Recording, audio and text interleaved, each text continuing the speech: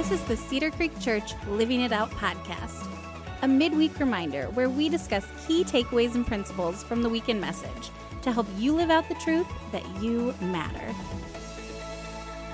Welcome to the Living Out podcast. My name is Ben Bockert. I'm your host for this podcast, here with Andy Rechtenwald, campus pastor at Oregon. How's it going? It's going good. You? Good. Doing great. It is hard to believe. I know. But Christmas is pretty much here. So are you ready for it?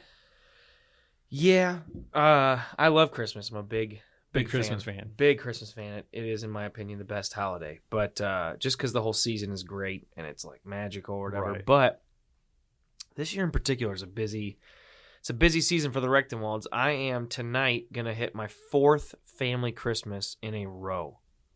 The fourth one in a row. Tonight. Yes. Wow. So I am like, I enjoy them. I have fun, but I feel like I'm working a second job right now. We actually hosted one of them, which made it even harder. Though that was a lot of fun hosting, but I'm a little bit ready for no more big family crit, but I will have one on Christmas Day as well. Right. But either way, yeah, I'm doing good. Campus is great. Just ready to get this one done and then relax for a little bit until all the services start. Yeah, we had my mother-in-law had us over 2 nights ago, I think, because my wife's nephew was in town from Charleston, South Carolina, he and his wife. And she doesn't always make it for Christmas. Okay. They've lived in Florida for the years past, moved to Charleston, and they came up. So we did a little gathering dinner with them. She gave some presents to my mother-in-law gave presents to her grandson and his wife. And we ate. It was great. And then my wife's like, oh, I forgot the cake. Like, she had made a cake and forgot to bring it. So then she had to go home and get it. Well, the problem with that is our dog was in the cage at home. So when she went home to get the cake, she let him out, and then he wouldn't get back in the cage. So then she just shows back up, and she's like, hey, I'm here, and the dog's here. Oh, wow. So then it was like my dog at my mother-in-law's with a bunch of people, which, I mean, he did okay, but it's just a thing. It's another thing you got to worry about, though. Right. Yeah. So Man, I don't know how that's going to work fun. this Christmas, but yeah, we're ready for it. We love Christmas. It's probably I love Thanksgiving just because it's just kind of low key. Like we all eat together, football's on. It's just kind of, there's not much expectation. I think there's more expectations with Christmas. There's a lot more, yeah. But I do love Christmas and just the time with my family. It's a good day for sure. So we are going into this weekend service. Josh just spoke on wonder, and he talked about something that a lot of times is easy maybe to gloss over, you don't really think about, or maybe you become familiar with, is just the detail of God, like all the detail that he puts in the things. And I love the way Josh kind of jumped into the topic, like he was our vacation guide. That was good. Brought us to different areas of the world. It was just like, how do you, this is just something, you just marvel at it, really. Yeah, right. Especially if you don't go to a lot of places, you just don't know. I don't know. You don't know how much. I have a friend who hardly ever traveled out of this area. Mm-hmm. And you just think like how much you just don't get to see. And, some of the pictures that he had too are just nuts, except for that one Grand Canyon picture. Yeah. No. I do think, when you go to those places and you just have a chance to sit back and be like, holy cow. I don't know, you see the stars or the Grand Canyon. Yep. I have been to the Grand Canyon. Thankfully, it was not foggy like Josh's experience. That's perfect. Gone up to Canada a few times, way up north, where just, it was clear night skies, and you just see everything. And that's just my grandma lives in the UP. It's the same thing. She lives right on the edge, right before Canada, and it's gorgeous. Like, you see every satellites coming through the sky. That kind of just nuts, just so cool. So I think Josh, he talked about just the universe and how vast it is, and just like, I think he said some crazy number of stars. Mm-hmm. But it was like 1 billion trillion stars or something like that. Right. Or it was probably something bigger than that. Bigger. Yeah. I know when I walked out of my house a week ago, there was like a comet storm or whatever. Yeah, okay. So as I took my dog out to use the restroom, I'm looking up, I'm like, oh, it's actually a pretty clear night, and you could see a good amount. I didn't see any comments or anything, but it was just, it was pretty cool. Yeah. But nothing compares to like when you go somewhere. Right. Well, I think too, and Josh kind of talked about this, is like that the next step in that thought process. This is cool versus like, where did this come from? Right. And how did this happen? And how do you like looking at the stars up in the UP, or if you've been somewhere, you can see the northern lights, or you're in a mountain range, or you even go into what's the place? It's a vacation place in Ohio. Everybody goes. Gosh, what's it called? They have caves, caverns. Oh, Hocking Hills. Yeah, Hocking Hills. You go through some of the caverns there, and you realize, like, man, this stuff was. There's explanations behind these things. Like, we know what stars are. We know, it's, like in Lion King when Pumbaa gets it right and says they're big balls of burning gas, and everybody laughs at him. But that's what, that's what they are. And we have explanations for what they are, but why they're here is where Josh was like, I think that's where he was getting. And it's super cool when you try to take that leap, is like, why are these things here? It's kind of fascinating. Yeah, I think so. I think, when you think of our solar system, and he just talked about like how big Earth is, and you can fit, I think, 1,300,000 Earths inside the sun. Yeah. And my wife actually just posted something on Facebook like a week ago about this. Like, it shows the Earth and the moon, and then it introduces like Mars and Venus and Mercury, which is Earth is bigger than all those. Yeah. And then like Saturn and Jupiter, kind of like a picture Right. of all those together. And Jupiter is like the giant planet, so Yeah. it's bigger. And then like the sun shows up, and the sun's like way bigger Way than than those all. things. And then like it goes out like, oh, the biggest star though like dwarfs the sun, Yeah. or that's so much Yeah. smaller. And you start getting a grasp how big, the solar system is, and that God still thinks of us. And Yeah, it's crazy. despite just our, we're just this little bitty thing, tiny little dot. Yeah, it's wild. I know that he didn't really touch much on like how improbable it would be for life to actually exist in the universe, and how everything has to be specifically just right Yeah. in order for our universe to be life permitting, and it is, and in our galaxy, and the way the moon was created, and the way that the way that the sun, the distance from the sun to the Earth, and the size of the Earth, and the way it's rotating, and the degree it's rotating, like all of that plays into how it's able to sustain life. Because if you take like one of the measurements and shift it just a little bit, we'd be crushed. Like, we wouldn't be able to live. Right. There'd be gravity be off. It'd be crazy. That is cool. fascinating. Yeah, I've heard some teachings on that before, and it is wild just Yeah. to think, okay, we are exactly where we're supposed, like just the detail that Josh hit on this weekend is so crazy. It's nuts. So he also talked about day 6 when Adam and Eve were created, and just some of the amazing things about the human body as well. Yeah, wild. I don't remember how many he said, but all the different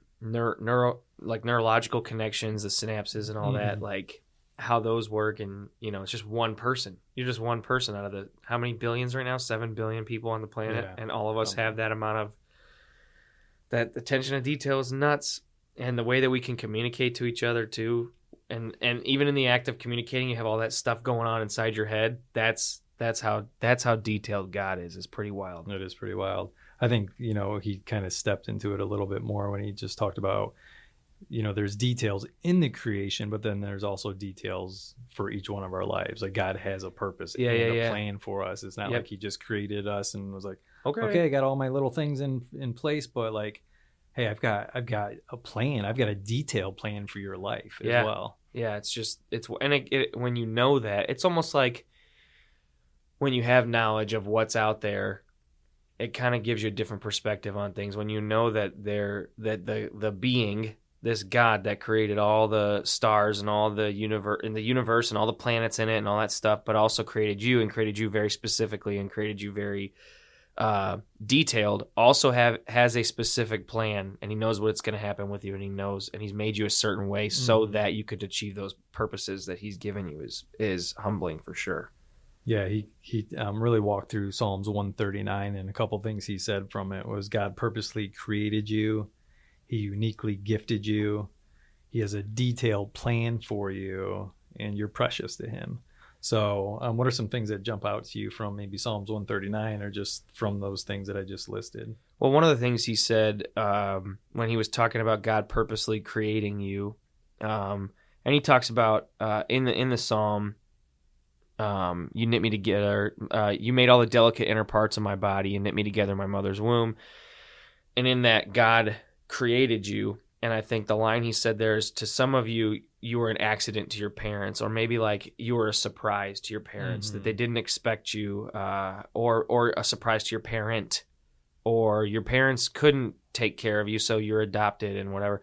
Like, you may have been an accident, you may have been unplanned Right. to your parents, but never to God. Like, he had a specific purpose for you. And imagine if you were in that circumstance where your parents didn't expect you and you had a bad childhood and the hopelessness that must come from that. But there's hope in the sense that the God of the universe wasn't surprised by you and actually intended that you would be here. That's Right. wild. Yeah, I love that. Thinking about that, he intended for you to be here and intended you to be here at this place and at this time. Like, Yeah. you know, he has a specific purpose Yeah. for you being where you are in the year soon to be 2022, and it's just like you're right where he wants you in the time Right. that you were meant to. He's given you the experiences that you have for a very specific reason, gifted you in a specific way to make a difference in those places that you are in the time that you are. Yeah.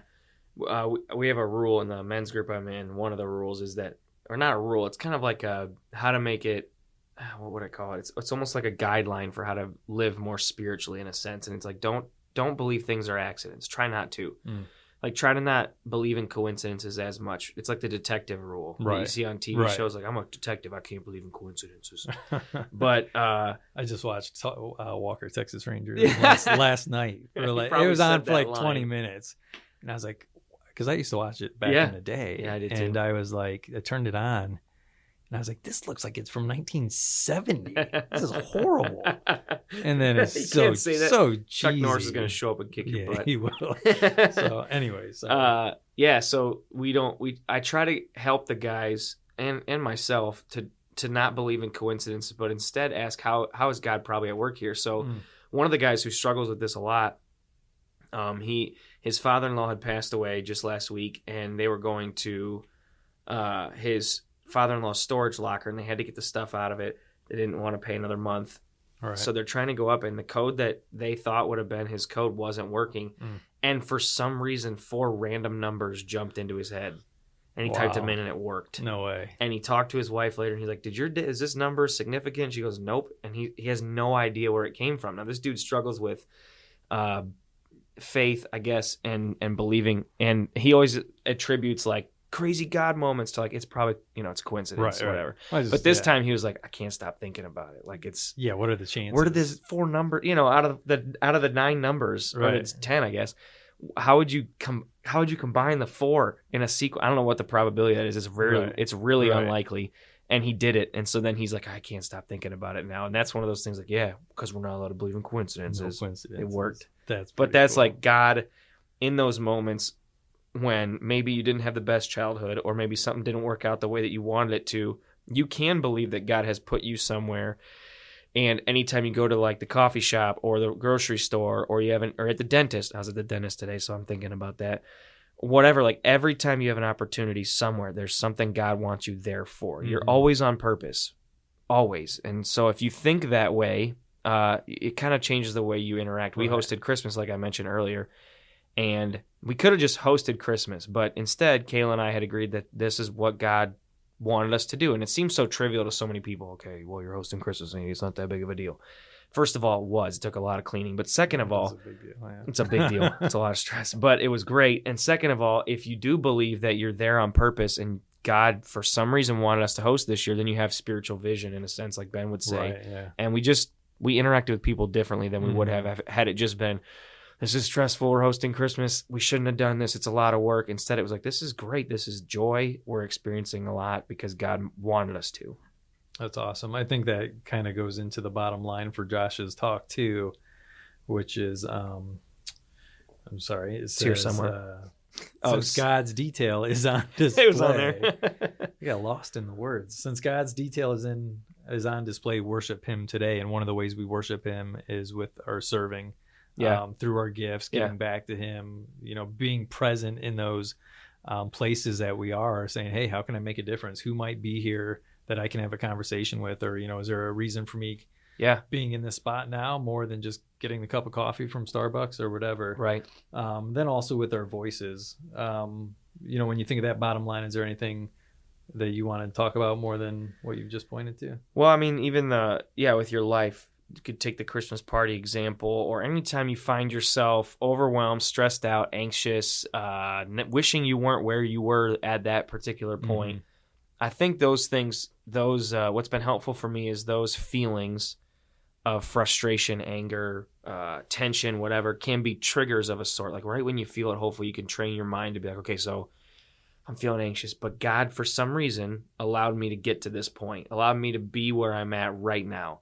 Right. Why is that? And that's when it starts to click, and that's when you start to see things differently.